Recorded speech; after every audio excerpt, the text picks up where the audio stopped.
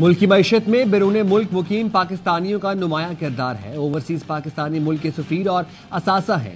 ترسیلات زر اور سرمایہ کاری میں ان کا اہم حصہ ہے۔ Army chief field marshal Asim Munir کا واشنگٹن میں پاکستانی کمیونٹی سے خطاب۔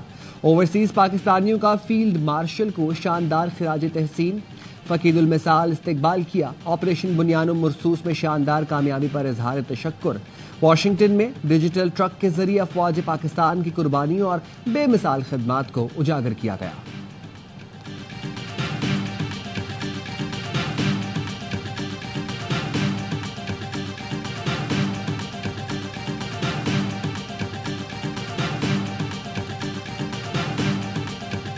اسرائیلی فوج کا مغربی ایران میں فوجی اہداف پر بڑے پیمانے پر حملوں کا دعویٰ۔ ہرزیلیا میں 8 منزلہ عمارت مکمل تباہ۔ اسرائیل کا پاسداران انقلاب کے سینٹرل ہیڈ کوارٹرز کے کمانڈر علی شادمانی کو بھی شہید کرنے کا دعویٰ۔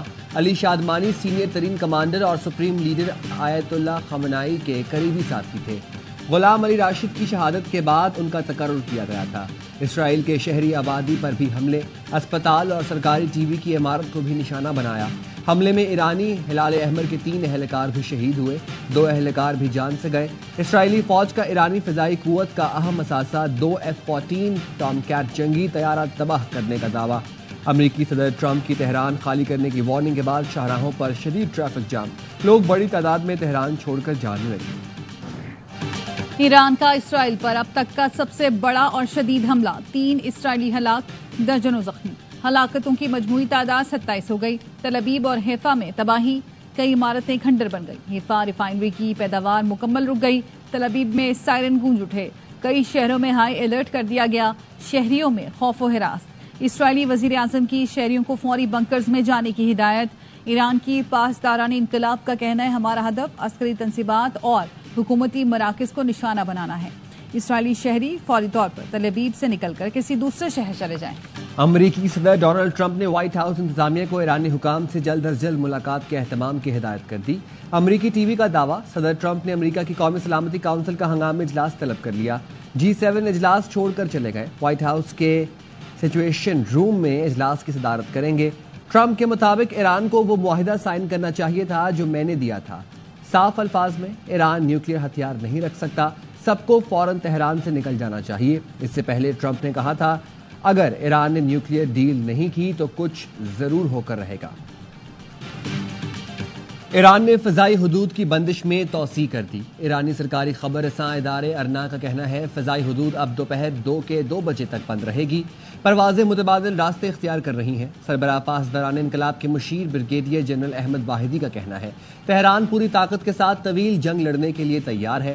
ضرورت پڑی تو بہت سا جدید اسلحہ جنگ میں استعمال کیا جائے گا۔ ایران نے ابھی میزائل طاقت کو اسٹریٹجک لحاظ سے تعینات ہی نہیں کیا۔ جدید ترین ہتھیار مناسب مواقع پر استعمال کیے جائیں گے۔ دنیا چند روز میں ان کا مشاہدہ کرے گی۔ اسرائیل میں چینی سفارت خانے کی اپنے شہریوں کو زمینی راستوں سے انخلا کی ہدایت۔ بیان میں کہا چینی شہری زمینی بارڈر کراسنگ کے ذریعے اسرائیل سے جلد نکل جائیں۔ سیکیورٹی صورتحال تشویشناک ہے، چینی شہری اردن کی طرف چلے جائیں۔ امریکہ نے بھی اپنے شہریوں کو فوری طور پر ایران سے نکلنے کی ہدایات جاری کر دیں۔ اسرائیل کی ایران کے سرکاری ٹی وی چینل پر بمباری، براہ راست نشریات کے دوران ٹی وی چینل کی عمارت پر حملہ ریکارڈ۔ حملے میں زخمی ایرانی سرکاری نشریاتی ادارے کی خاتون سمیت 3 کارکن شہید۔ ایرانی سرکاری ٹی وی صدا وسیمہ کے ہیڈ آفس میں اسرائیلی حملے کے بعد آگ لگ گئی۔ دفاعی امور کے چیف رپورٹر نے حملے کے بعد دفتر سے باہر آ کر ویڈیو بنا کر سوشل میڈیا پر اپلوڈ کر دی۔ یونس شادلو نے کہا جب حملہ ہوا وہ عمارت کی پہلی منزل پر تھا، نہیں پتا کہ ان کے کتنے ساتھی شہید ہو گئے۔ ویڈیو ریکارڈ کراتے ہوئے ایرانی صحافی کے ہاتھ لہو لہان تھے۔ اسرائیلی وزیر اعظم کی ایران کے سپریم لیڈر کو نشانہ بنانے کی دھمکی۔ امریکی نیوز چینل کے اینکر نے سوال کیا کہ امریکہ نے خامنائی کو مارنے کا منصوبہ مسترد کیا۔ ٹرمپ سمجھتے ہیں اس سے مسائل بڑھیں گے۔ نتن یاہو نے جواب دیا خامنائی کو مارنے سے مسائل بڑھیں گے نہیں، ختم ہو جائیں گے۔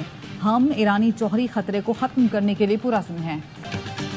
جب تک جارحیت ہوگی تو ہمارے پاس بھی دفاع کے علاوہ کوئی راستہ نہیں ہوگا۔ جس مقام سے ہم پر حملہ ہوگا اسی جگہ پر جواب دیں گے۔ پاکستان میں ایران کے سفیر ڈاکٹر رضا امیری کا ARY نیوز کو خصوصی انٹرویو۔ کہا بھارت نے اسرائیلی جارحیت کی مذمت نہیں کی، امریکہ اس جارحیت میں شریک ہے اور ہم کسی سے ڈکٹیشن نہیں لیں گے۔ ایرانی سفیر نے پاکستانی حکومت، عوام اور میڈیا کا شکریہ ادا کیا۔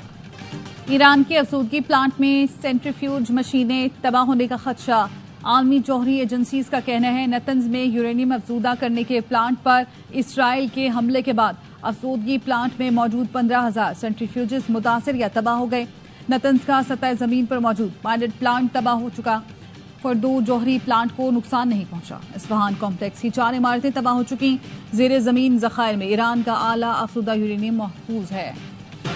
ایرانی نژاد امریکی رکن کانگریس یاسمین انصاری نے تہران کو خالی کرنے کا صدر ٹرمپ کا مطالبہ خوفناک قرار دے دیا۔ ایکس پر لکھا، امریکی صدر نے بدتمیزی کی، تہران تقریباً 10 ملین آبادی والا ایک بڑا شہر ہے، ایرانی عوام آزادی کے مستحق ہیں، لیکن ٹرمپ کا معصوم شہریوں کے قتل، بڑے پیمانے پر ہلاکتوں کے واقعات یا پھر نہ ختم ہونے والی جنگ پر شہر چھوڑنے کے حکم کا کوئی جواز ہی نہیں بنتا۔ امریکی سینیٹر برنی سینڈر نے اسرائیل کو جنگ شروع کرنے کا ذمہ دار قرار دے دیا۔ ٹویٹ میں کہا، اسرائیل نے ایرانی جوہری مذاکرات کار کو قتل کر کے مذاکرات کا دروازہ بند کیا۔ بغیر فل کورٹ میٹنگ کے رولز میں تبدیلی خلاف قانون ہے۔ اسلام آباد ہائی کورٹ کے رولز میں تبدیلی پر جسٹس بابر ستار نے قائم مقام چیف جسٹس سرفراز ڈوگر اور ہائی کورٹ کے تمام ججز کو خط لکھ دیا۔ خط میں کہا، لاہور ہائی کورٹ رولز اور آرٹیکل 208 میں ذکر طریقے کے خلاف رولز میں تبدیلی ہوئی۔ آئین کے آرٹیکل 208 کے تحت اتھارٹی کے پاس رولز بنانے کا اختیار ہے۔ آرٹیکل 192 کے مطابق اتھارٹی سے مراد چیف جسٹس اور ہائی کورٹ کے ججز ہیں۔ نہ یہ اختیار کسی اور کو دیا جا سکتا ہے، نہ ہی کسی اور طریقے سے استعمال ہو سکتا ہے۔ میرے علم میں ایسی کوئی فل کورٹ میٹنگ نہیں جس میں اسلام آباد ہائی کورٹ رولز 2011 منسوخ ہوئے۔ فوری غلطی کی تصحیح ہونی چاہیے، اس سے ملازمین کے حقوق بھی متاثر ہوں گے اور یہ ہائی کورٹ کے لیے شرمندگی کا باعث ہوگا۔ سپریم کورٹ میں ججز ٹرانسفر کیس کی سماعت کل تک ملتوی، وکیل فیصل صدیقی نے دلائل مکمل کر لیے۔ P T I pattern in chief کے وکیل ادریس اشرف کل دلائل دیں گے۔ وکیل حامد خان نے اپنے دلائل میں کہا، ججز تبادلے کے لیے ایڈوائز کابینہ کر سکتی ہے، مصطفیٰ ایمپیکس کیس کے فیصلے کے مطابق وفاق کا مطلب کابینہ ہے۔ جسٹس محمد علی مظہر نے کہا، آرٹیکل 48 میں وزیر اعظم کا لفظ بھی ہے، کیا اس فیصلے سے آرٹیکل 48 میں لفظ وزیر اعظم غیر مؤثر ہو گیا؟ جسٹس صلاح الدین نے کہا، چیف جسٹس اسلام آباد ہائی کورٹ کے فیصلے میں غیر قانونی نقطہ کی نشاندہی نہیں کی گئی۔ کراچی بار کے وکیل فیصل صدیقی نے کہا، ٹرانسفر پر جج کو نیا حلف لینا پڑے گا۔ جسٹس محمد علی مظہر نے کہا، عدالتی کارروائی کے آغاز میں کہہ دیا تھا، مرکزی کیس متاثرہ ججز کا ہے۔ اعلیٰ حکومت شخصیت کا پیپلز پارٹی سے رابطہ، بجٹ پر تحفظات دور کرنے کی یقین دہانی کرائی۔ ذرائع کے مطابق حکومت نے بجٹ منظور کرانے کے لیے تعاون کی اپیل کی۔ پیپلز پارٹی نے درخواست پر غور کے لیے مہلت مانگ لی۔ مرکزی قیادت کی وطن واپسی پر حکومتی مطالبہ پارٹی قیادت کے سامنے رکھا جائے گا۔ امریکہ کے کامرس سیکرٹری سے ورچوئل بات چیت ہوئی۔ پاکستان اور امریکہ کے درمیان تجارتی معاہدے کو جلد حتمی شکل دینے پر اتفاق ہوا ہے۔ وزیر خزانہ محمد اورنگزیب کہتے ہیں، دونوں ممالک صحیح سمت کی طرف بڑھ رہے ہیں۔ بجٹ میں ٹیکس، توانائی اور ایس او ایز کے لیے بنیادی اصلاحات کی ہیں۔ ہم ملک کو مزید مسابقتی معیشت بنانا چاہتے ہیں تاکہ برآمدی صنعت کو فائدہ ہو۔ وفاقی حکومت نے نئے مالی سال سے قبل عوام پر پیٹرول بم گرا دیا۔ جولائی میں پیٹرولیم مصنوعات کی قیمتوں میں مزید اضافہ ہوگا۔ ترجمان کے پی حکومت بیرسٹر سیف کہتے ہیں، پیٹرول مہنگا ہونے سے اشیاء خورنوش بھی مہنگی ہو جائیں گی۔ وفاقی بجٹ کے ساتھ پنجاب کا بجٹ بھی عوام دشمن ہے۔ پنجاب حکومت نے زرعی شعبہ مکمل نظر انداز کر دیا۔ متاثرہ کسانوں کو ریلیف نہ دینا افسوسناک ہے۔ بلوچستان کا آئندہ مالی سال کا بجٹ آج پیش کیا جائے گا۔ بجٹ کا تخمینہ 1000 ارب لگایا گیا ہے۔ غیر ترقیاتی خراجات کا تخمینہ 700 ارب روپے سے زائد ہے۔ ترقیاتی اخراجات کے لیے 250 ارب سے زائد مختص کیے جانے کا امکان۔ شعبہ تعلیم کے لیے 160 ارب، امن و امان کے لیے 100 ارب اور صحت کے لیے 80 ارب مختص کرنے کی تجویز۔ وفاقی محاصل سے بلوچستان کو 743 ارب ملیں گے۔ صوبائی وزیر خزانہ شعیب نوشیروانی 4 بجے بجٹ پیش کریں گے۔ فیض حمید کا کورٹ مارشل بھی ہوگا اور عمر قید بھی ہوگی۔ فیصلہ بہت جلد آ جائے گا۔ سینیٹر فیصل واڈا کی پروگرام خبر میں گفتگو، کہا فیض حمید کیس کا تعلق بانی پی ٹی آئی سے بھی جڑے گا۔ بانی پی ٹی آئی کی سزا ان کی پارٹی انجوائے کر رہی ہے۔ قمر جاوید باجوہ کو مشورہ ہے، متنازع گفتگو سے گریز کریں۔ قمر باجوہ کے دور میں مارشل لاء کی پوری تیاری کر لی گئی تھی۔ فیلڈ مارشل عاصم منیر نے جس دن ٹیک اوور کیا، مارشل لاء پلیٹ میں تھا۔ فیلڈ مارشل عاصم منیر نے کہا، جمہوریت پسند ہوں اور مارشل لاء مسترد کر دیا۔ بانی نے قمر جاوید باجوہ کی توسیع کے لیے رولز میں تبدیلی کی کوشش کی تھی۔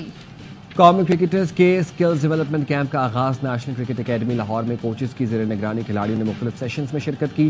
دوسرے سیشن میں کھلاڑی فیلڈنگ اور بولنگ کی پریکٹس کریں گے. اور کراچی میں موسم شدید گرم، درجہ حرارت 40 ڈگری تک جا پہنچا. گرمی کی شدت 45 ڈگری محسوس کی جا رہی ہے. کراچی کے مضافات میں آج بارش کا امکان. محکمہ موسمیات کی بالائی سندھ کے مختلف اضلاع میں آندھی جھکڑ چلنے اور گرج چمک کے ساتھ بارش کی پیشگوئی. شمال مشرقی پنجاب، کشمیر، گلگت بلتستان اور بالائی خیبر پختونخوا میں بھی چند مقامات پر بارش متوقع.